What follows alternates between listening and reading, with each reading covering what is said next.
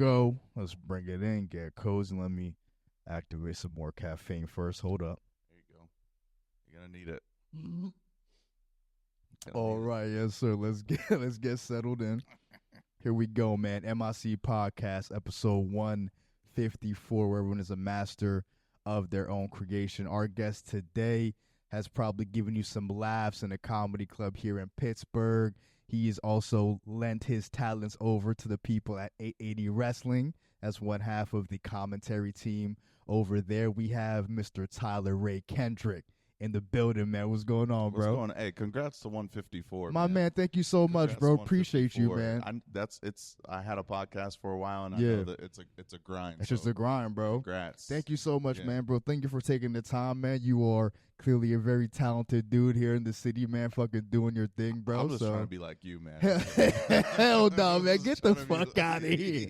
Hell no. I don't got no Pokemon commercials, man. You feel me? So it's like I've been playing Pokemon for years, man. Never got a commercial. You feel me? So no, man. Thank you so much again for coming through, and also I'm very excited because it's gonna be one of the first real official times where I get to actually talk about wrestling on the pod, man. I'm a lifelong fan, so I can't just inundate people with my nerdy wrestling shit, But you just might have to make a segment, dog. I know, right? Yeah. Nah, man. Just we'll for definitely get I guess cross that bridge when we get there. You feel me? But So, just hopping into it, bro. Are you from Pittsburgh originally? You are, right?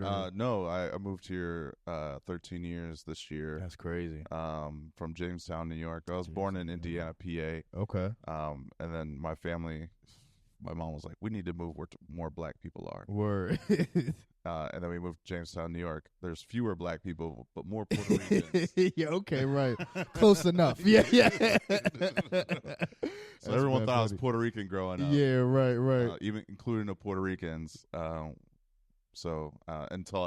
Which they said, they were like, you look Puerto Rican until you open your mouth. Yeah. I was about to say, did you pick up any Spanish or nah? Just curse words. You were. Just so I know what facts they're calling me or not. Right. 100%. So you said you were born in Indiana, and then at what age did you move to New York? I was 4 years old. Okay. 4 years old. Okay, copy. I was born we lived in a trailer that had rats, and then we moved to Jamestown. I moved in an apartment building that had bats. There we go. So from rats to bats. So you went from the ground to the air, right? Yeah. Yeah, right. That's hilarious. No, so how was your growing up in Jamestown for you, man? Just amongst the Puerto Ricans. Yeah, a lot of my friends, we found commonalities, and that was great. Yeah. It's just it was weird because I'm used to the minority being black people. Right. So the majority minority were Puerto Rican. So it was really, really, really different. That's New York for you, though. Yeah, right.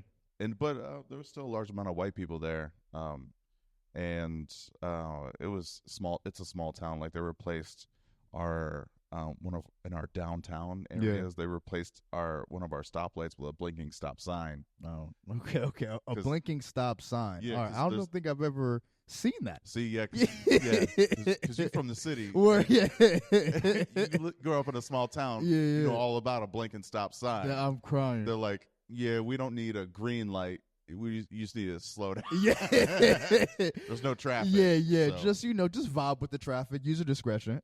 Yeah, I'm standing in the middle of our downtown, a main street, which used to be a main street. Yeah. But it's no longer really anymore. I'm just standing there during normal rush hour in the street. Yeah, right. Where is everyone? Yeah, facts. Yeah, so unless you were a doctor in our hospital or had old money from the old train station that used to be there, there was no future there for you. Damn. Okay. So just even, kind of when you were spending time in Jamestown, when did you what's your earliest memory of being interested in comedy?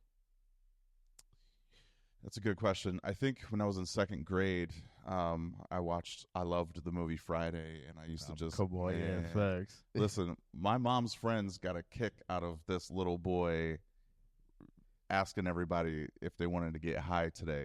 They got second grade Friday is nuts. Yeah, right? That's crazy. And then I'm going to class, or I'm going to school, and then standing on the desk and asking some of my Well, I'm like just like reciting the words from the movie and quoting the movie to like a dead audience.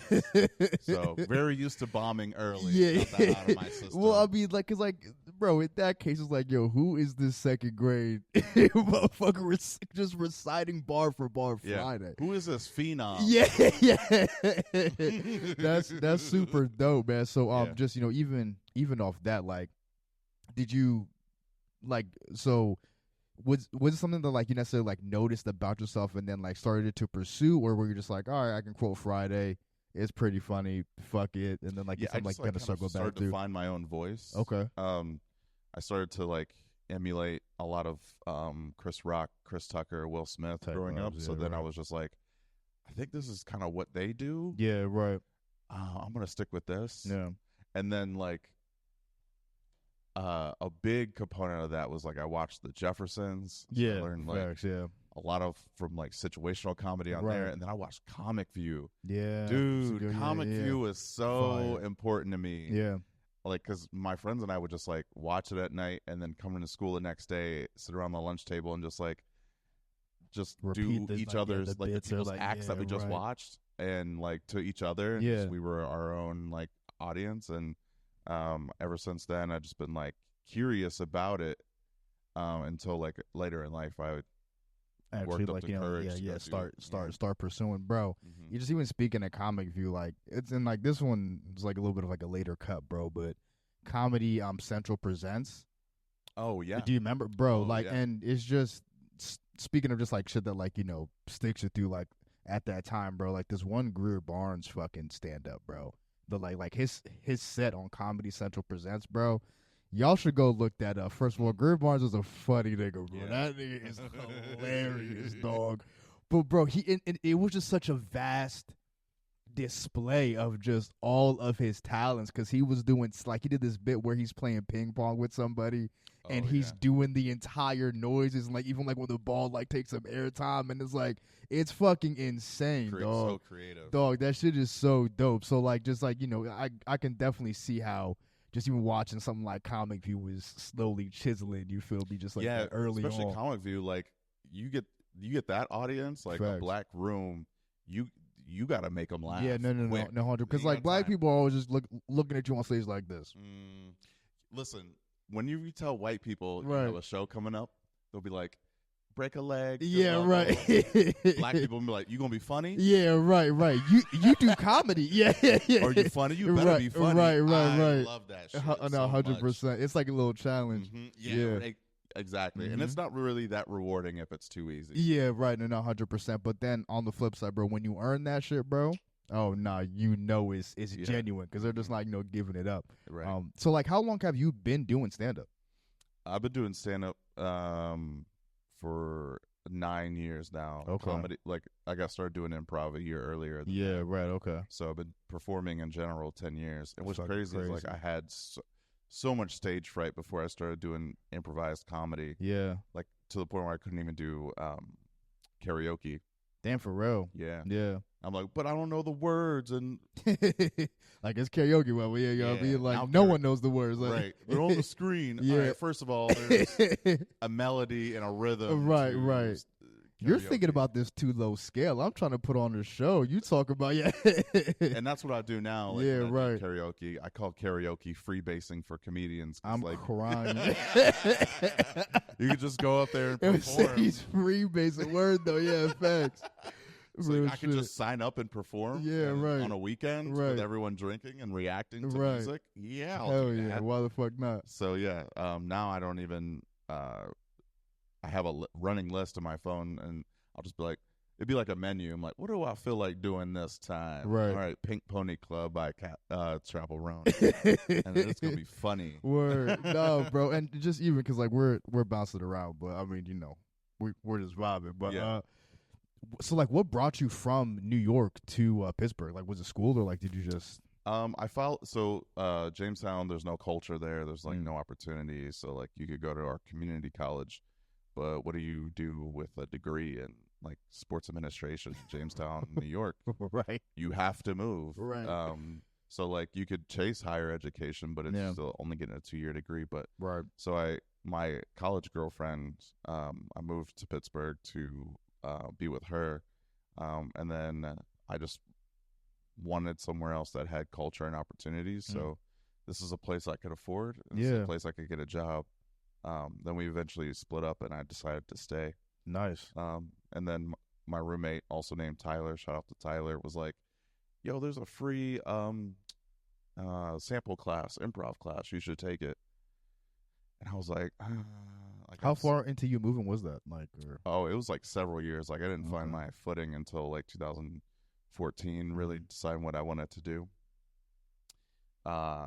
Which is crazy because like I got injured as a kid, and I got this like settlement money, and they were like, you can't touch it until you're a certain age. So I wanted to get to it earlier, and in New York, you had to go to court to get it because the law is like, we're not letting you just touch money or whatever. So yeah, right. Which, I mean, just from a standpoint of like, do we want to give this kid, however old he is, an obscene amount of money for that age? Yeah, I mean, it's just like, right. It makes sense to a degree. Yeah. Like, yeah. So I had to go complain. I had to go beg this white judge to let me touch this money that I got injured for as a kid. So I had to wait. So when I was a kid, look, I got injured when I was 6.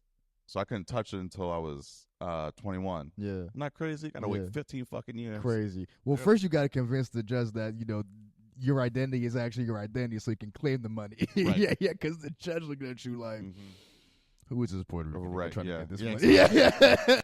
Yeah, exactly. Yeah. Kendrick? You don't look like a Kendrick. You look like a Santos. Right. So let's get an ID check on Santos, bro. Yeah. Yeah. Right. So then I got money to move, and I got here, and then just kind of had some like shitty jobs. I mean, yeah, bro. Tell me about it, bro. Yeah. So then I was like, all right, time to get to what I care about. Right.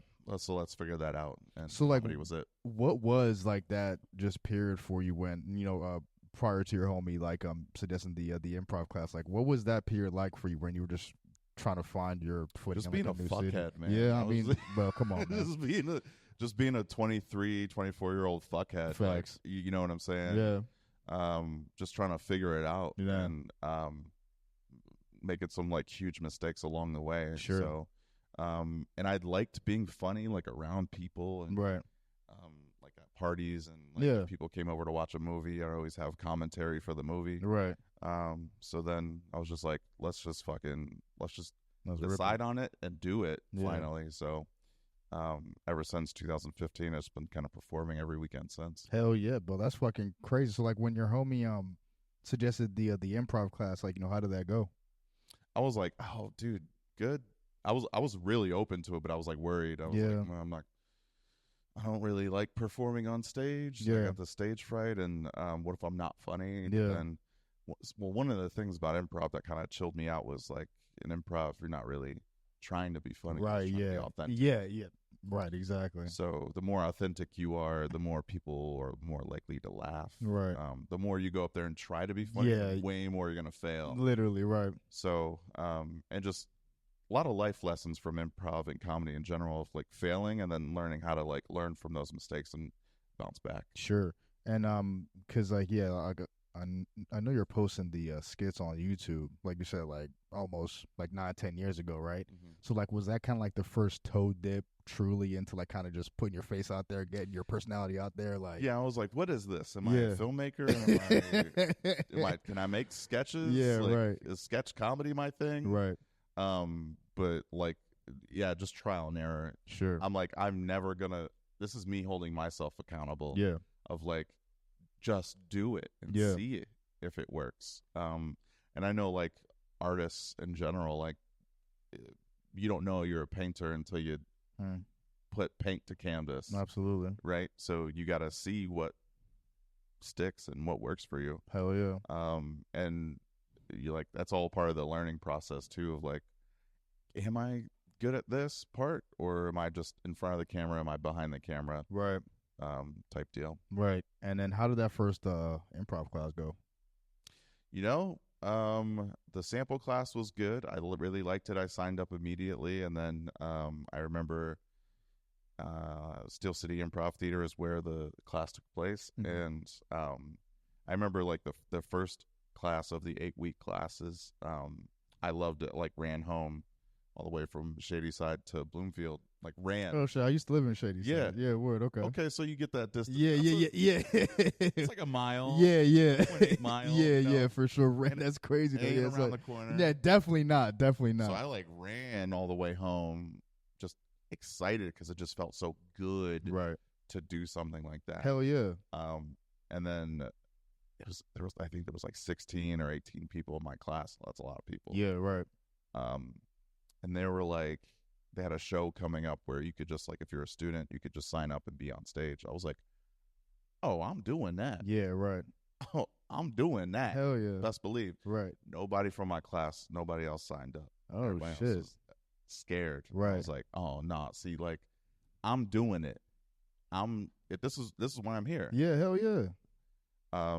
So I was like a rookie, and everyone else a little seasoned, different experience levels. So they were really welcoming though. Right. I was about to say, like, what do you think got you over that stage fright, at least initially? Getting them laughs, man. Mm-hmm. Once That definitely helps. Huh? Yeah, and once you get your first couple laughs, you're like, you start to believe it. Hmm. And then later, an experience, I was just like, it's blind confidence.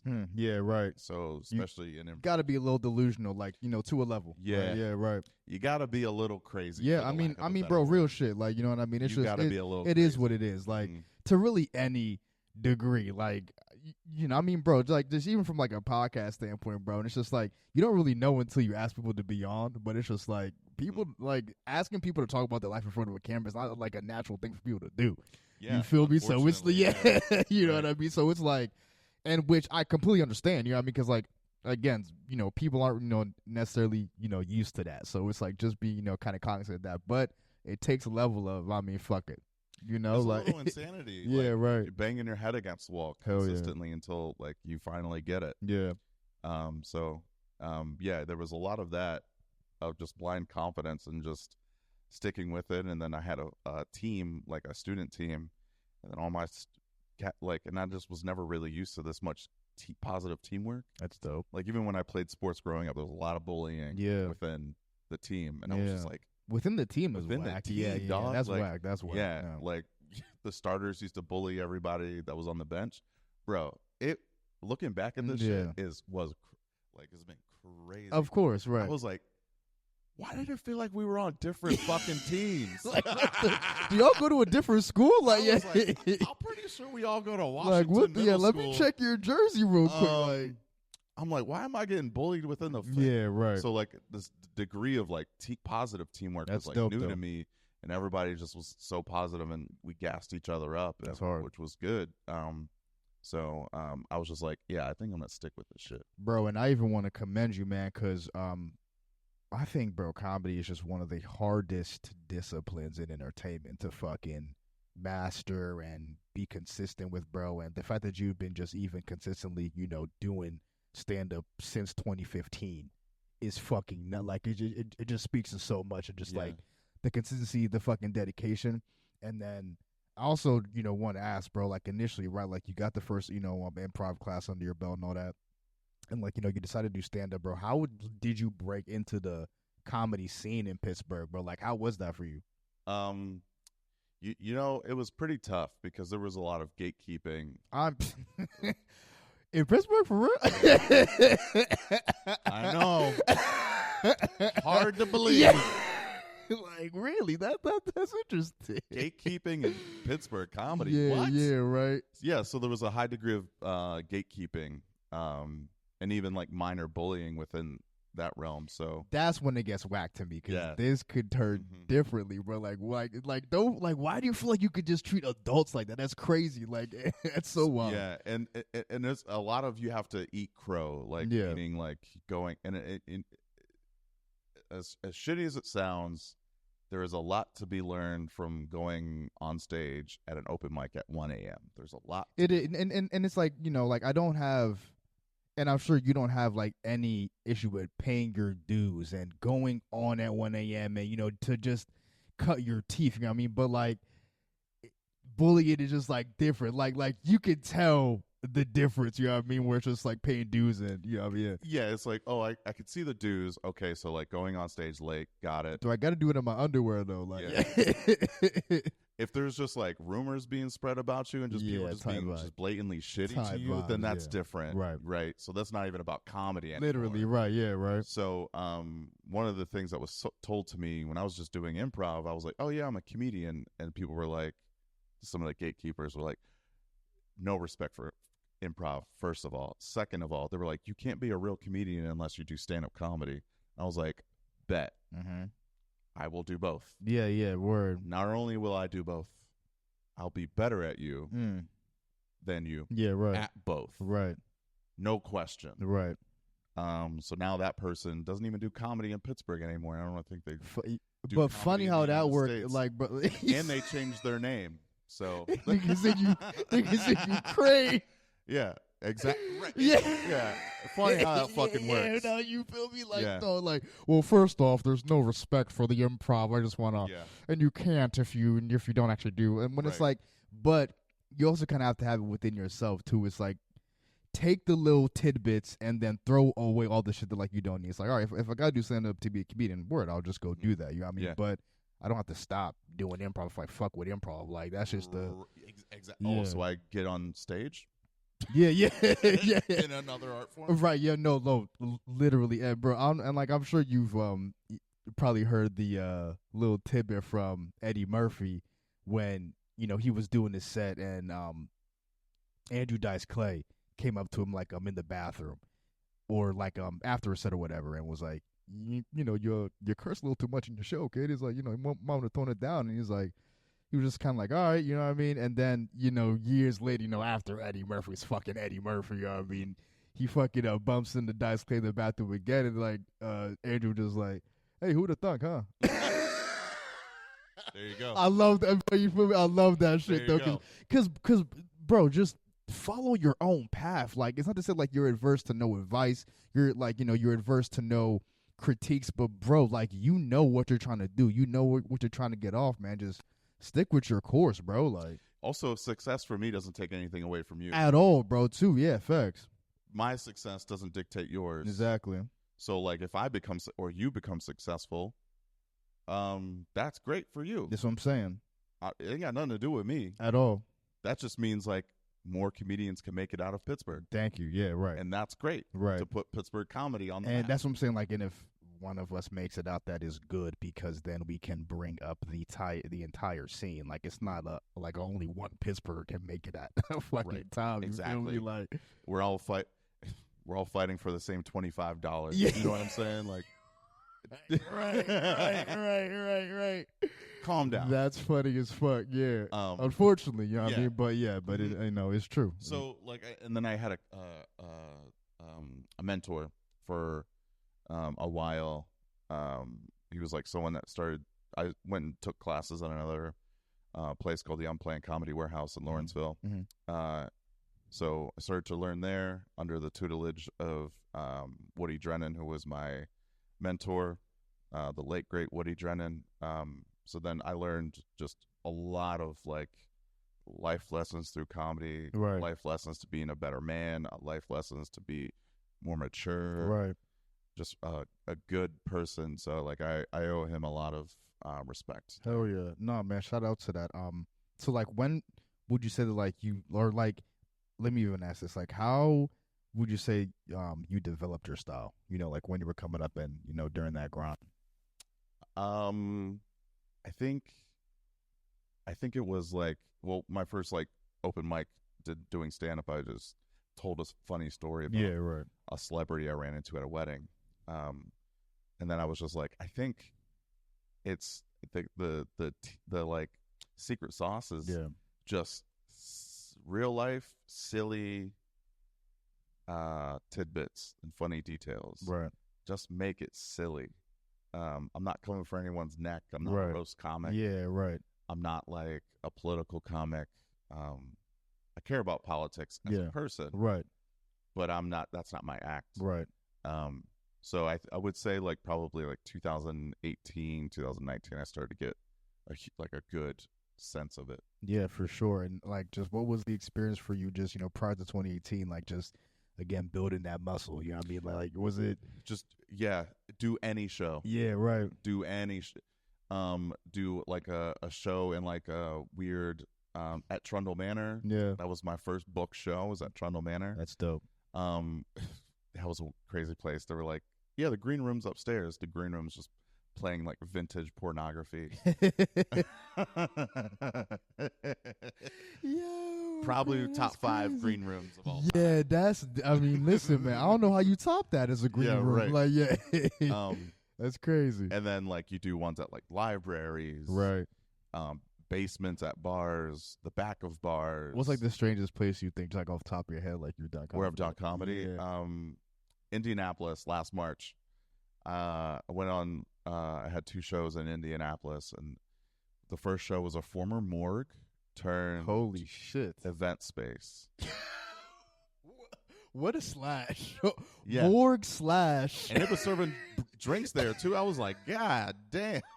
Nigga opened up from one of the cabins, like, "Sir, you order this?" Bro, Like, whoa! yeah. What the? And Wait a minute, hold up. And the stage had like mirrors on the. Like when you go to a strip club, they got Yeah, mirrors facts. on stage. Right, It was right, kinda right. was- vibes were all over Holy the place. yeah! It didn't know what it wanted to No. be. Yeah, it ain't know. But that was a good crowd too. That's crazy. That was man, I loved it. They were so good. Yeah. And then that night, right after that show, was another show called the Blue Room, which was at a former funeral home turned sex club. Holy shit! How you about to merge those vibes? Like, yeah, how you put that on the flyer? Like, Wood paneling, like all over the pool table, and just people upstairs like fucking. And then, That's like, crazy. Everyone's Netflix and chilling, but like I was the Netflix that night. He said, "I was the net." I was the Netflix. And I wasn't like, are you still watching? Right, Like, y'all still yeah, sucking? Yeah, right. What y'all got going on? I got about 15 more minutes, and then it said, "You want me to keep going?" Or what's up? Just laughing and slurps. Yo, That's all you heard. holy shit, Jesus, man! Like, And I went to White Castle after. yeah, shout out to White I Castle. was like, I'm Went to hungry, White man. Castle, and I went upstairs. That was my first time at White Castle. Yeah, I was like, let's just keep it going. yeah, no, that's fucking hilarious, man. When's the first time like you left Pittsburgh to do comedy, or like were booked outside of like the city? 2019, I went to, actually, would Bridgeville count?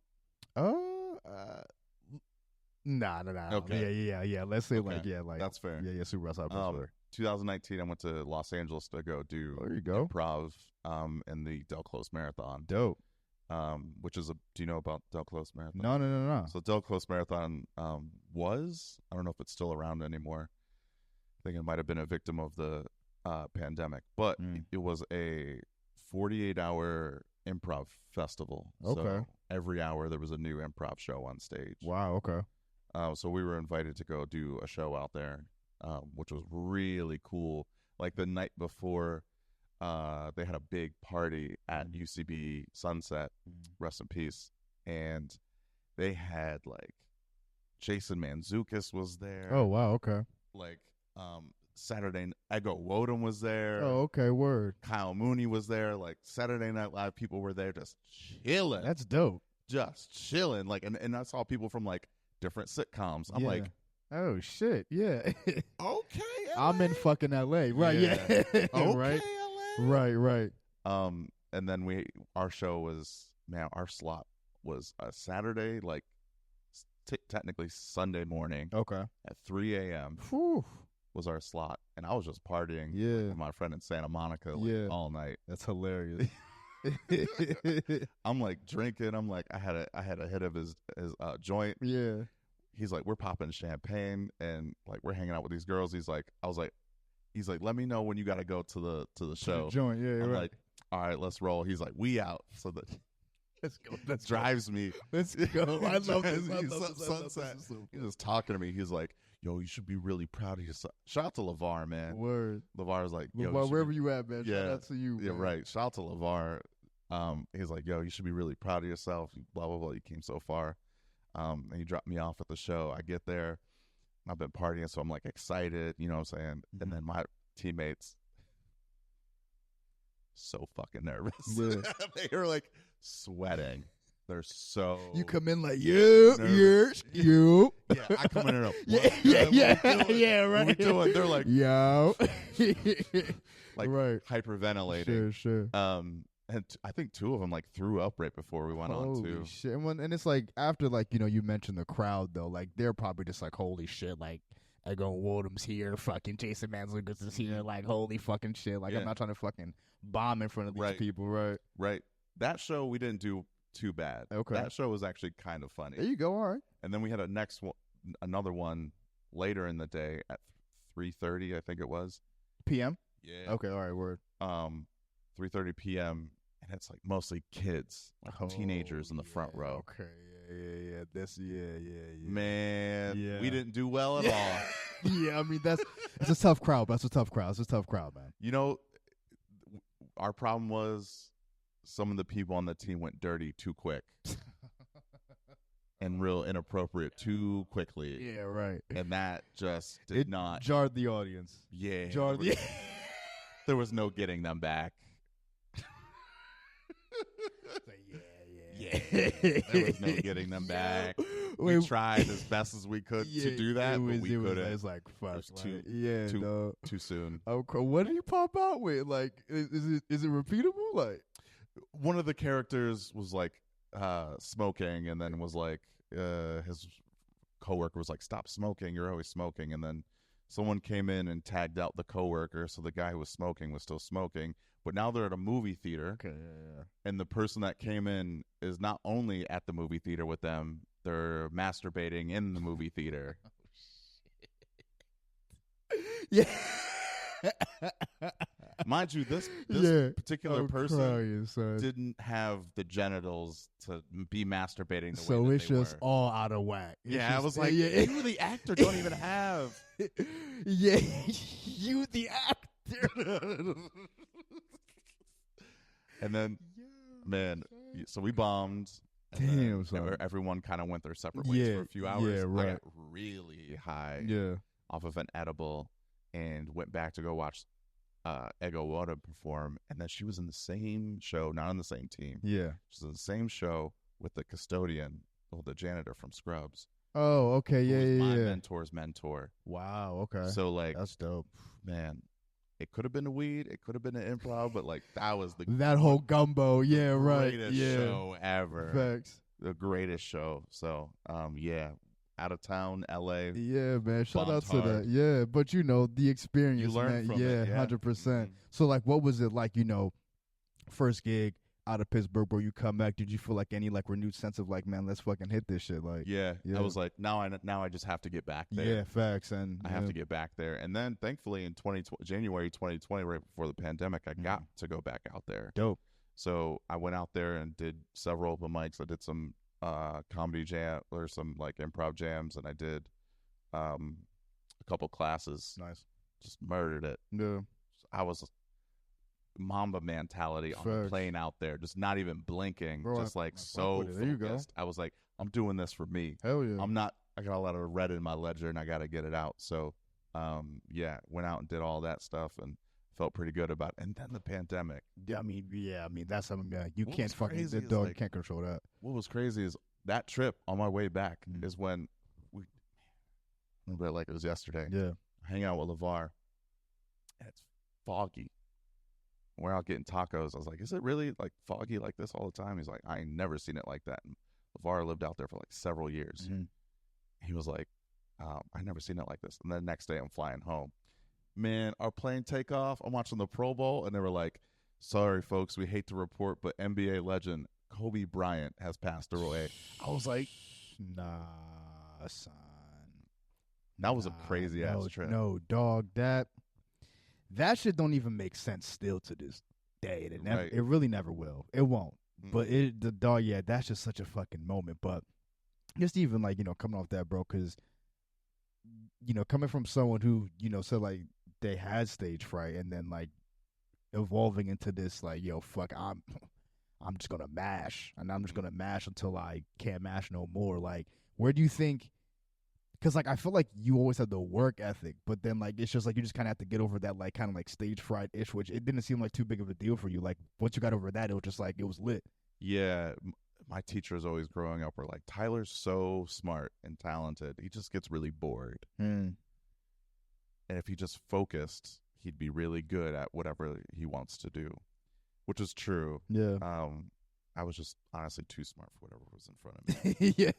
And a little dyslexic. Yeah. You know what I'm saying? But like, Right. That was probably a minor. Yeah. Minor Yeah. detail. That probably had honestly nothing to do with anything. Yeah. Yeah. I was so smart. I created a ton of workarounds. Yeah.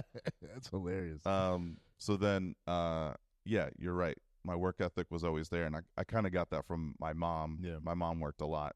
She was my only parent, well, our only parent. So like, she worked several jobs in one day and raised 3 boys. So that ain't easy, man. Right. Yeah, right. So I always kind of like took that on. Sure. That's right. hard work. Yeah. So it didn't matter what you did. I saw the anguish. I saw the grind. I saw all those things. So I was like, I think it'd be really great if I just put that into something and focused it into something. Right. So, yeah, I just kind of took that on and was like, one hurdle is stage fright. That's fixable. Right. So now I just need to figure out what stage fright is. Yeah. And kind of conquer it. Just explore that now. Man. And for me, stage fright is just being unprepared. Fair.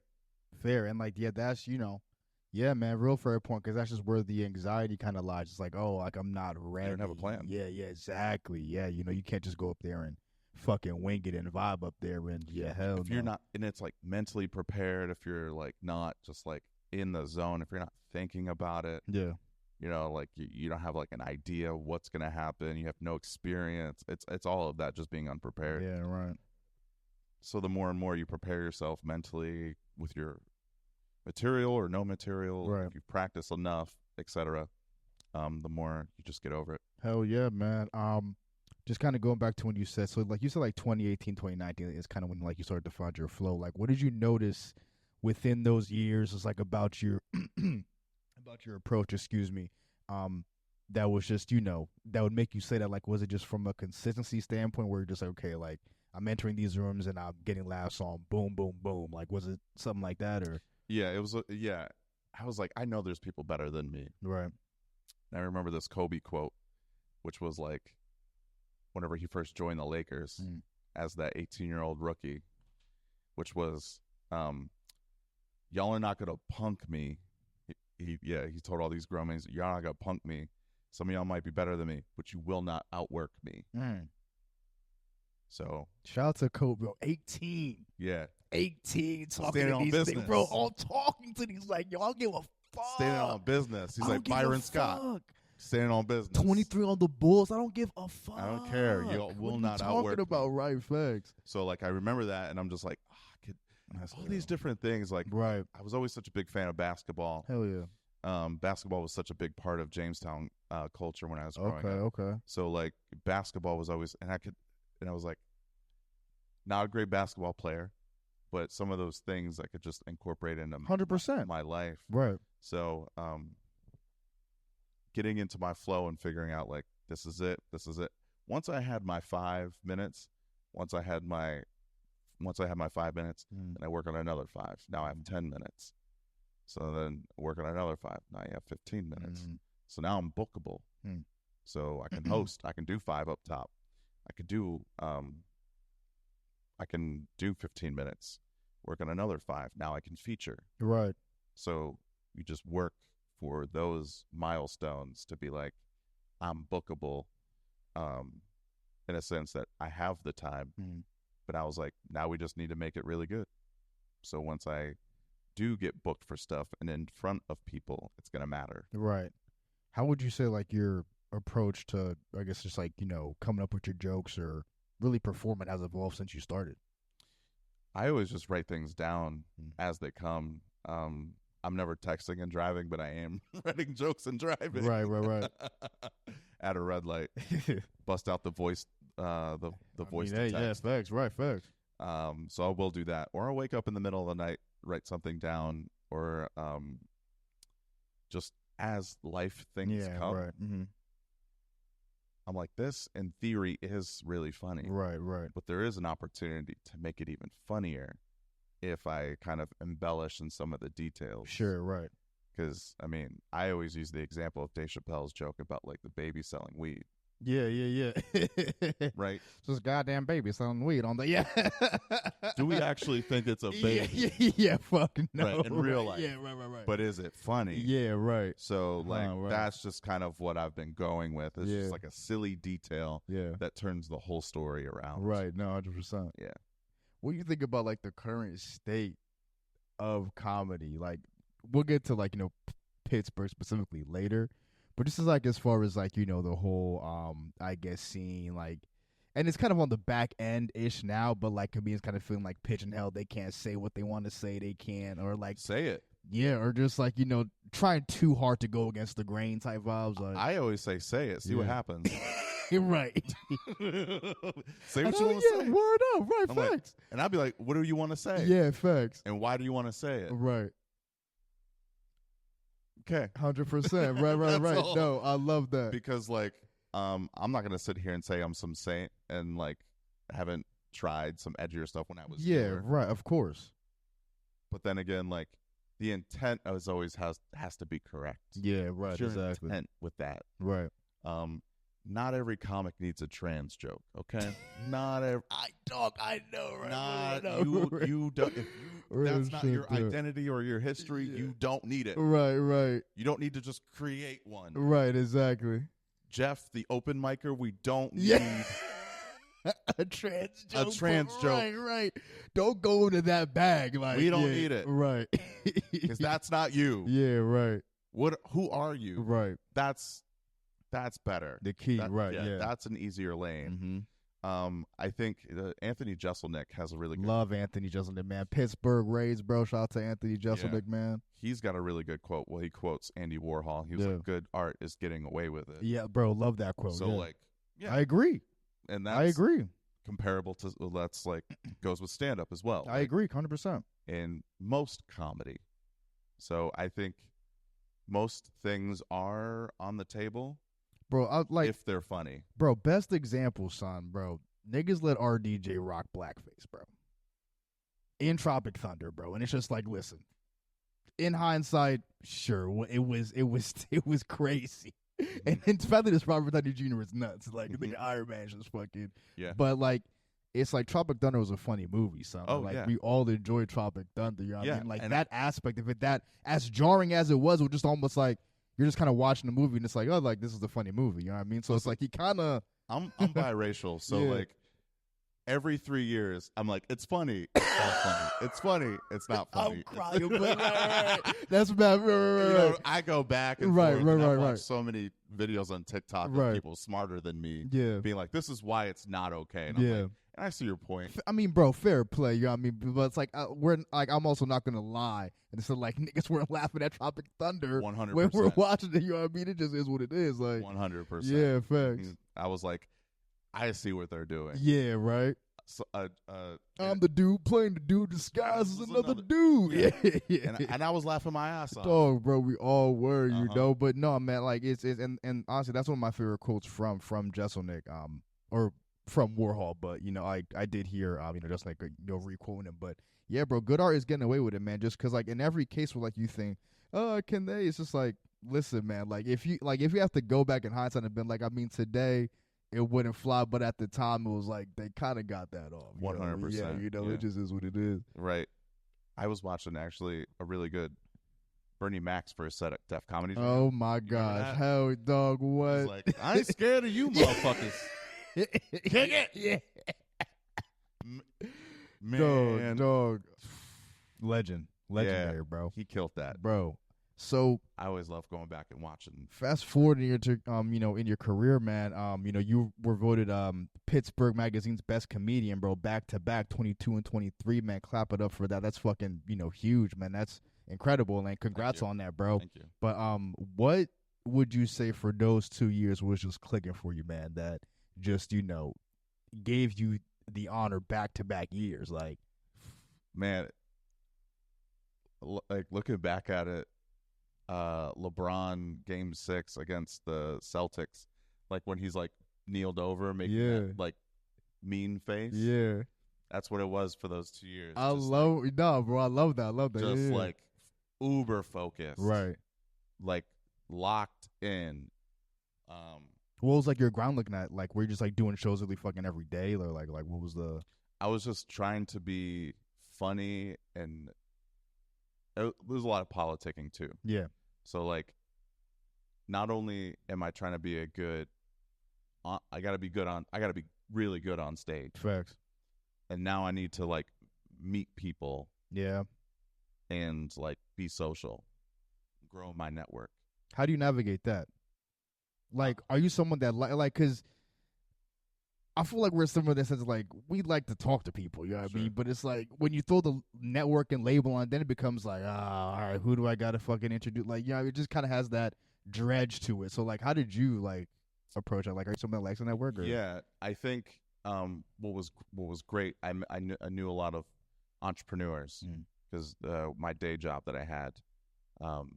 So I knew a lot of entrepreneurs, so I got used to just talking about like projects, and I like learned from like a networking seminar that I went to. It was like on how to network. Yeah. So instead of just being like, what do you do? Yeah, right. Be like, what's a project that you're most looking forward to? Right. That's coming up. Right. Small talk doesn't suck unless you ask the wrong questions. Yeah, I agree. So if you want the right questions, just ask the right questions that you would want to hear. Right. So I had to be better on stage. I had to be really good on stage. I had to be good at networking, growing my network. And I had to show people online that I was funny. Yeah. And just get in front of people. Right. As many people. You had to think of it like a politician. Yeah. I mean. So, I mean, one of the things that makes I didn't vote for him, and I never will. What made Donald Trump so effective is that he was in front of people and in everyone's living rooms for a long period of time. Right. So you knew him. Right. Just even seeing, right, yeah, facts. Right. Just see facial recognition. Right. Mm-hmm. A lot of people were Googling the night of this past election, like, who is Kamala Harris? Oh, shit. It was like a super popular thing that people actually searched. Holy shit! All right, that's crazy. Yeah, exactly. That's wild. To think of, like, she was our vice president. Yeah. Did you know her? Yeah. Come on.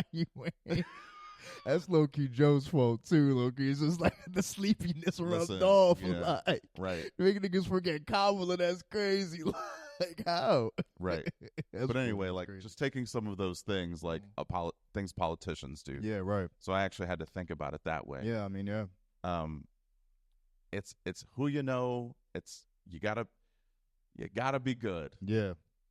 That's the like the super key. Like all the elements matter, like you said, but there's just numbers on the board. That's number one. You gotta be good. Facts. And then you have to be good when it matters, and you have to be good when it's time to show up. And you're just always on. Yeah, always on. And I was like getting booked for commercials and stuff during that time too, which was awesome. Bro, yeah.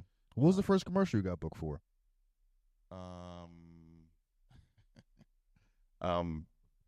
It was a Pirates commercial that, shout out to Andy Kellerman.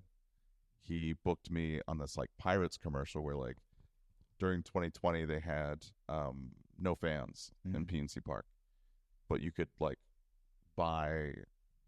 send in a cardboard cutout and they'd put you in the stands. Oh, okay. So the following year they were like, we're getting fans back. We had to show fans how to behave in a ballpark again. Yeah, right. So they took like a bunch of stills of us and made cardboard cutouts. Yeah. So I wasn't me personally the sole Tyler Ray Kendrick right in the commercial, but my cardboard cutouts were. And then they printed off a ton of them, but then they were like they had one left. He was like, "Do you want it?" I was like, "Absolutely." So now I have a cardboard cutout of myself in my apartment. That's all right. And people are like, "How's your ego?" I'm like, "You're not gonna want something like that." Yeah, you wouldn't want a cardboard cutout. That's what's like. It's just because you don't have access to this fucking technology. To get fucking cardboard cutout in your crib that you didn't. Yeah, and this is why you're asking me why I would get one. Yeah, I'm like, first of all, I got paid for this. Yeah, facts. And I got that. Word. You wouldn't do that? No, bro. And like they know they would. They're just like, how did Tyler get one? It's just right. Like, I mean, You know, You you know, know, it I is kinda what it like is. that. Yeah, you feel me? But no.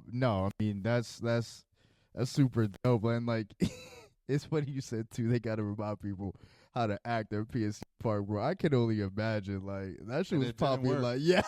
I was about to say that shit was probably like didn't. Gladiator in that. It didn't shit, work. son. That shit was Didn't work. crazy. No facts. How did the I mean, just like we were speaking about earlier, the Pokemon commercial. How did that come about? That was my friend Andy Kellerman again. Shout out to Andy. Yeah.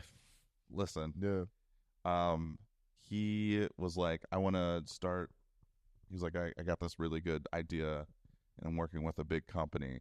Can you send me in a video of yourself doing, like, just talking about cooking and something real that you like to make and something crazy that you would never make, but just as silly as you want to be.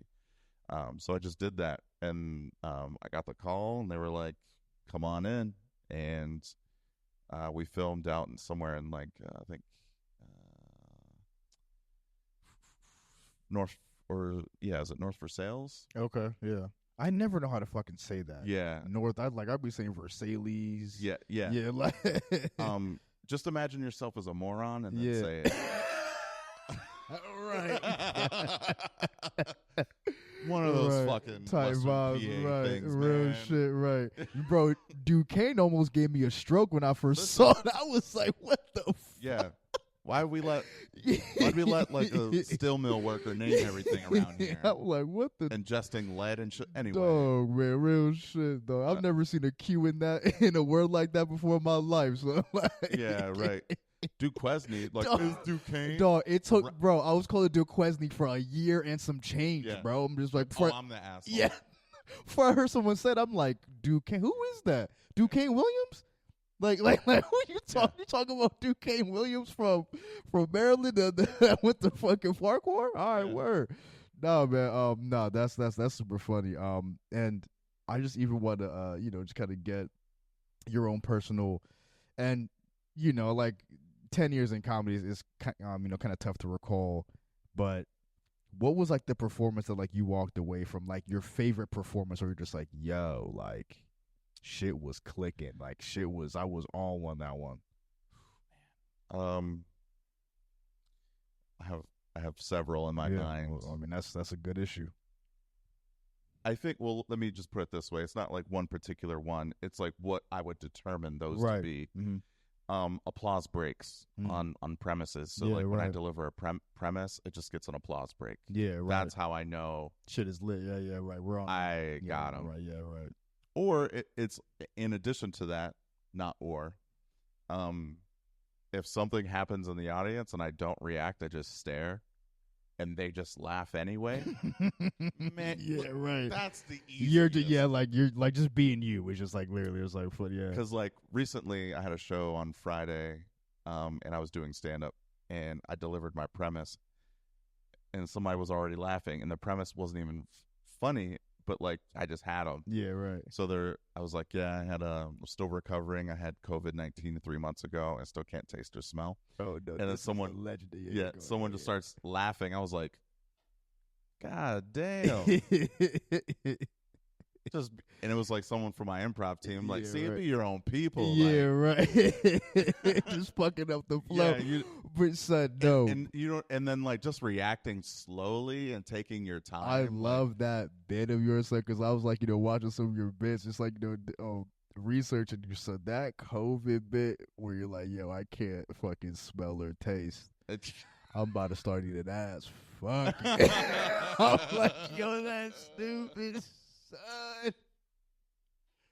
That one came about. Stupid. That one came about because I was booked for a show and I got COVID and I couldn't do it. Yeah. So but they hooked me up to do it via Zoom.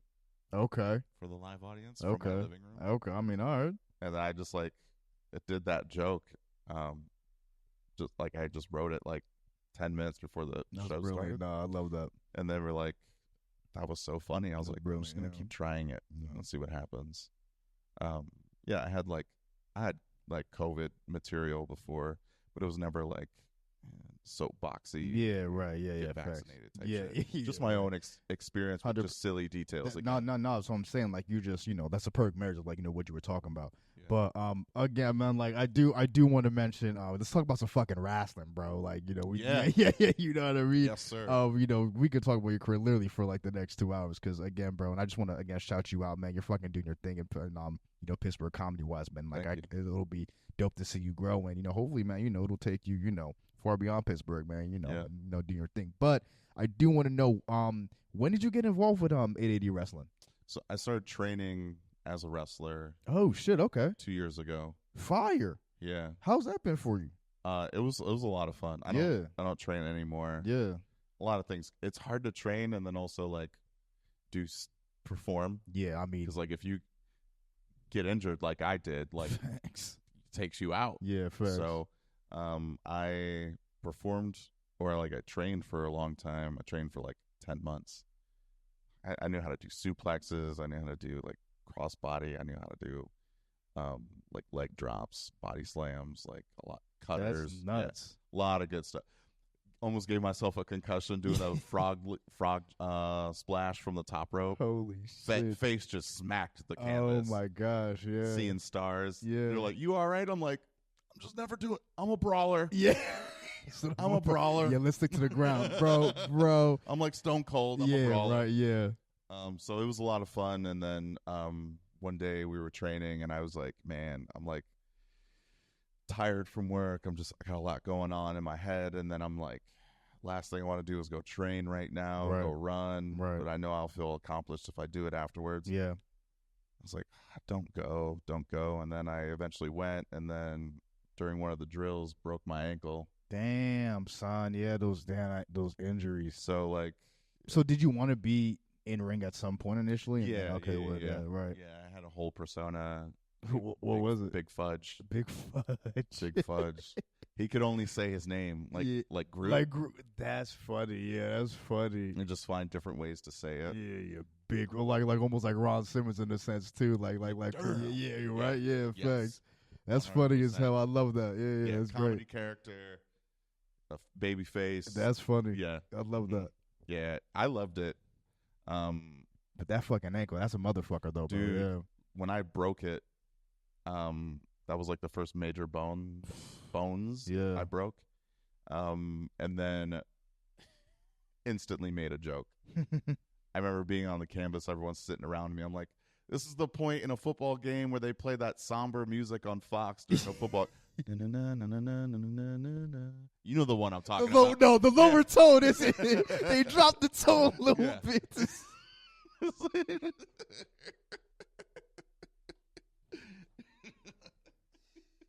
They really do. Nah, someone's fighting for their life. No, for real. Whopper, right after. It's like, and we'll be right back. It fades. It's just like, all right, like, all right, that's weird. Yeah. Why do you have injury music? How about no music? Son, like, we could just do worse. Yeah, you know what? Yeah, that's true. But so they were like, oh, you just sprained it. So they gave me like a sprained. Oh, it was just a sprain. No. Oh, okay, all right. They were like, use the shout out to Western medicine. So the people at the gym, like my classmates and shit, they were like, oh, you just sprained it. So they put me in like a sprained ankle boot, and I'm sitting there with like ice on my ankle, and I'm like, dude, I have to vomit. I was like, this is a break. Like, if you have that feeling, it's not a sprain. Right. So then I'm like, they're helping me in my car. I drive home from New Kensington. Yo, are you for real? And that was my gas foot too. Like, damn, bro. How'd you even make it home? I'm not religious, but like, I mean, something type vibes. Yeah. Something came over with a broken fucking ankle. Jesus. Yeah. And then I hobble all the way up to my apartment from the garage, and then like, I remember taking a Trader Joe's frozen orange chicken and putting on my fucking ankle. It's crazy. Balloons up the next day. I hobbled my ass to get like X-rays and shit like that. And they're like radiologists. Like, I'm not a doctor, but that's broken. It was a nigga off the walk-in, like, damn, that's broken. Like he was coming in, like, he's like, all right. She was like, don't tell anyone I said that. Yeah. That's broken. Thank you, Miss Radiologist. Yeah, Like, so had surgery, which was good. Man, when that nerve block wore off, if anyone's ever broke anything before, it hurts and burns. Damn. The repair is worse than the injury. So then I was in a play at the time. I already said yes to a play. Golly, bro. And they were like, you broke your ankle? Like, are you going to be able to do the play? I'm like, yeah. I'll be out of the boot during tech week. I wasn't supposed to do that. I'm supposed to be out of the boot like 2 weeks after tech week. This man learned too much from Kurt Angle, man. Yeah. With a broken freaking like perk angle. With a broken freaking neck, bro. My man is doing it with a broken ankle, man. So I'm doing this like there's like choreography in the dog. You're funny as hell. I gotta do interpretive dance on this. Yeah. I'm like, they let me come up with a dance, my own dance during one of the scenes, and it was Thriller. So I'm in the back doing the Thriller dance. Shit, dog. So I had an ankle sleeve on and like thick socks to keep my shit in place. Yeah, right. And I just haven't been back to training since. Well, yeah, no, that'll definitely keep you away, son. So how'd you transition into the commentary role? Like, they were just Toddy Tondera, shout out to Toddy. Yeah, definitely shout out to Toddy. Does the commentary there, and I went to one of the shows and they were like, as a like kind of a joke, but they were serious. So like, go do commentary. Yeah. I was like, I'll do commentary like for a whole show. I just don't want to like jump up there with like, right. I didn't talk to anyone. They didn't know I was gonna be up there, so I just didn't want to throw myself and throw on the headset and be like, I'm here, and don't know what I'm doing. So my first match that I did with Toddy was he was just like, come do this with me. I think you'd be great. So we did it. It was an Iron Man match between amateur wrestler Reese Hayes and shout out to Reese Hayes, yeah, for sure. David Lawless, pro wrestling's best lawyer.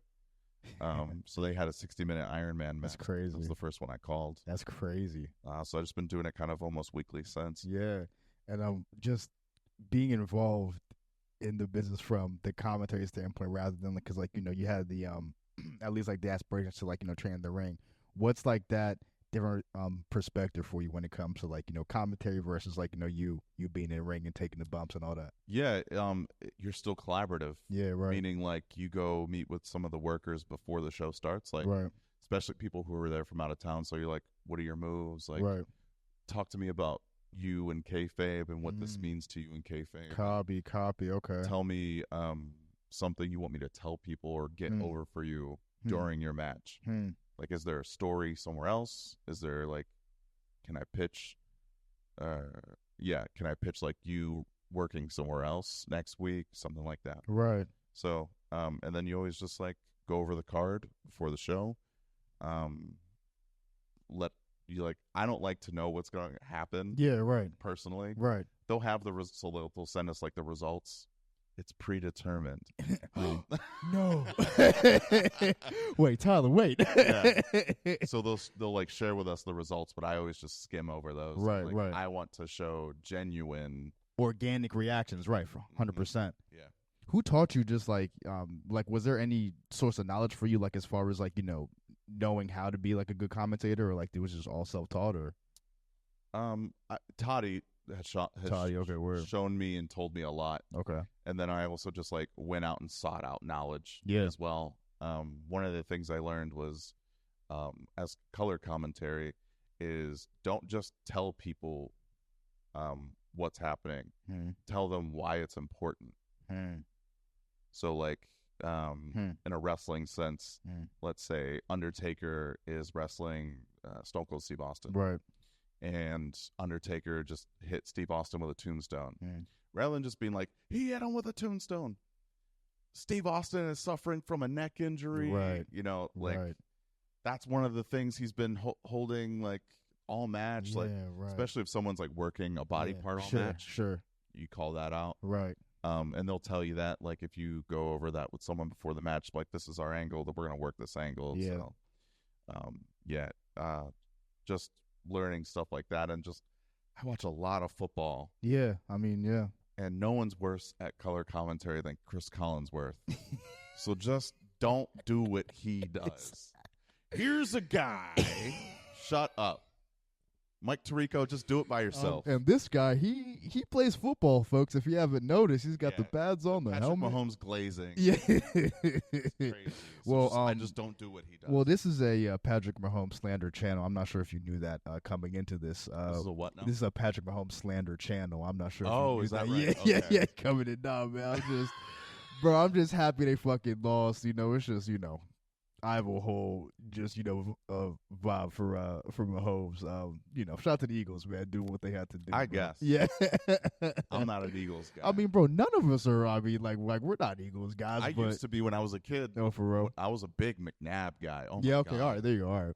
Big McNabb guy. Facts. But then they treated him so poorly. I was like, man, fuck this organization. I mean, yeah. I'm over it. Facts. So then I haven't had like a favorite football team since, but I love watching football. Yeah, I mean, no, but bro, I'm right there with you, bro.